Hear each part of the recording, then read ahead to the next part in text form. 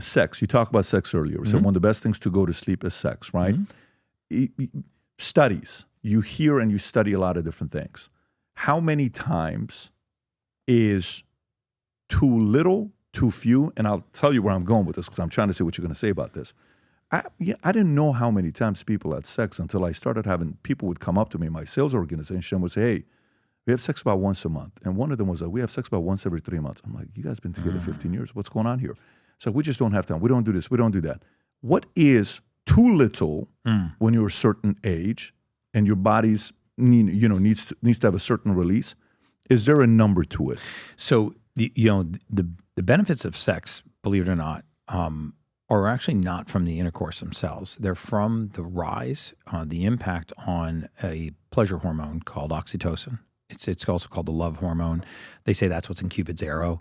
Because oxytocin is what creates the psychosomatic response. It's what allows you to create an image in your mind and have an erection, or to see a man or see a woman and be aroused, which can actually cause physical changes, right? Cause your heart rate to increase, can cause your pupils to dilate, can cause a man to have an erection, cause a woman to have extra vaginal secretions. Your body is actually having a psychosomatic response, a psychological incident that causes a response in the body.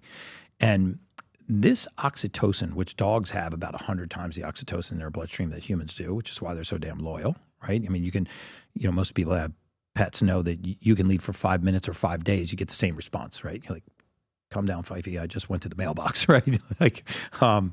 So it's so true. It's so true, right? And this is why they're so loyal. Beloved, I'm also a huge dog fan. So cuddling, kissing, skin-to-skin snuggling, these have really positive physiologic consequences in the human body. They actually cause the secretion of the pleasure hormone oxytocin. And oxytocin has all kinds of positive effects in the body. So spooning is good for you? Dude, spooning, cuddling, skin-to-skin, long hugs, kisses over 6 seconds. I'm smiling right now. Look at Robbie Sanderson. He's realizing. He's going to go smooch his wife tonight. He's like, he's going to be like, babe, get it. We going to spoon tonight. This is, part of the reason why, we knew in the mortality space that broken heart syndrome was a very real thing. No shit. Oh, very real thing. I mean, the mortality, how do you see it on the tests? You look at the duration of a marriage and the loss of a single spouse, and you dramatically reduce the life expectancy of the second spouse. Dramatically. It's almost as accurate as hip fractures, because hip fractures were one of what we called the triad of death, because they were actually poorly understood. Most people think that elderly people fall and break their hip. It's actually not what happens. Their hip breaks and then they fall. And so when break comes first before the fall, instead of the fall, then the break. The break causes the fall doesn't cause the fracture. That's correct. Wow. So grandma's standing at the sink washing dishes, and crack, the femoral head breaks off and she falls.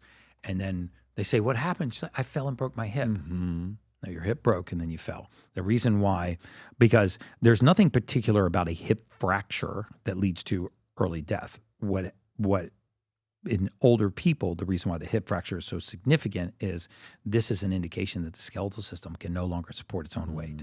You're pretty far progressed in the osteoporotic, osteopenic category, right? You're way down the road on a brittle bone system. And so it's one of what we call the triad of death. But we knew in the mortality space that if you wanted to cut someone's life expectancy in half at any age, put them in isolation. Isolation is the most dangerous and destructive thing that you can do to a human being. And I mean socially isolated from their relationship. Elderly people that have had marriages for 40, 50, 60 years and then lose a spouse and are suddenly alone. That is a dramatic accelerant for mortality. But isolation happens at very, very young ages too. We are becoming increasingly more isolated. We are We are drastically out of touch with nature. We are drastically out of touch with other human beings. The worst thing we ever did during the pandemic, I don't care what anybody says, is social distancing, residential quarantining, masking. This was horrible for humanity. You had skyrocketing rates of mortality related to loneliness. If you look at the blue zone studies, for example, and you actually look at why are hypercentenarians concentrated in certain areas of the world?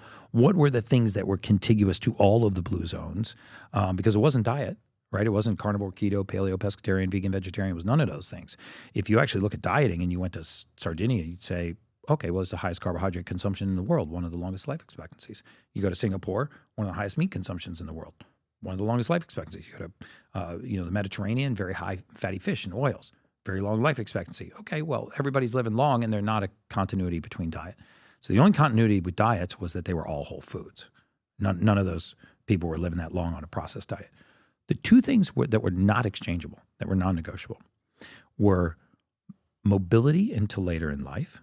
In fact, in Sardinia, life expectancy, the hypercentenarians, was directly related to the grade of the slope.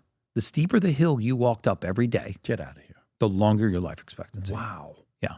You have a 93-year-old man walking up a 32-degree slope, shit. 10 blocks to go to church and 4 blocks over to the market, back home. Wow. Live forever. The second was sense of purpose and community. You can't exchange those. So that is the part, the isolation or the death of the loved one or heartbreak leads to, this is why they say, my grandfather died 3 months later, my grandmother died. That's exactly why. It's called broken heart syndrome. I actually just got goosebumps when you said that. My goodness. It's so visceral and so real. In those areas of the world, in the blue zones, for example, there's no such thing as assisted care living, right? Assisted care is mom and dad move back in with the kids until the day that they die. Why? Because their only purpose may be to go out to the garden and get vegetables for dinner that night, but they have a purpose. They have a role.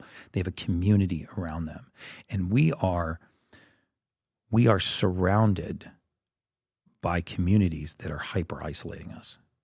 Technology is increasing the rate of isolation. The rates of depression in young children are skyrocketing. The rates of autism, attention deficit disorders, what we call behavioral disorders, impulse control disorders.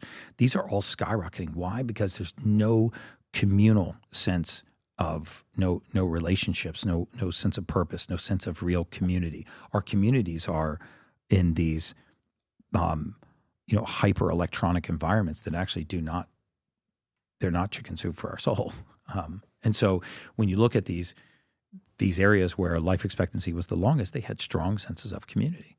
And so that makes sense. I mean, my dad had 13 heart attacks, and he had 13 heart attacks. He, wow. he has 3 stents in his heart. 50% of his heart was black, and 6 angiograms, 6 angioplastics. He's been on blood thinners since God knows when.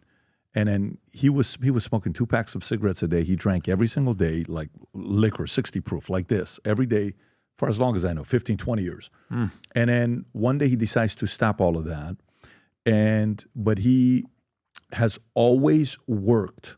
I've never seen him not work. Every day he works. He's 82, about to be 83, April 10th. And the doctor said he got 10 years to live. When the doctor said that he was 44, yeah. He's 83. He's 82, about to be 83. He's still here. Yeah, God bless his soul. But he lives with us, and he's got kids and grandkids. It's almost as if the grandkids gave him second. When Grace, my niece, was born, there was something he looked forward to. Then when our nephew, Sean, was born, and then our 4 kids, that community and the fact that he kept pushing against whatever it was. When you're saying the 32 degrees of elevation and the way they're walking up at 92 years old, whatever, they're living longer than somebody else that had less whatever you want to call that, friction or, challenges you got to overcome. It's a direct correlation. Nowadays, more than ever, the brand you wear reflects and represents who you are. So for us, if you wear a Future Looks Bright hat or a Valuetainment gear, you're telling the world, I'm optimistic. I'm excited about what's going to be happening, but you're a free thinker. You question things. You like debate. And by the way, last year, 120,000 people got a piece of Future Looks Bright gear with Valuetainment. We have so many new things. The cufflinks are here. New future looks bright. This is my favorite, the green one. Just yesterday, somebody placed an order for 100 of these. If you watch the PBD podcast, you got a bunch to choose from. White ones, black ones. If you smoke cigars and you come to our cigar lounge, we have this high quality lighter cutter and a holder for the cigars. We got sweaters with the Valuetainment logo on it. We got mugs. We got a bunch of different things. But if you believe the future looks bright, if you follow our content and what we represent with Valuetainment, with PBD Podcast, go to vtmerch.com. And by the way, if you order right now, there's going to be a special VT gift inside just for you. So again, go to vtmerch.com, place your order, tell the world that you believe the future looks bright. If you enjoyed this video, you want to watch more videos like this, click here. And if you want to watch the entire podcast, click here.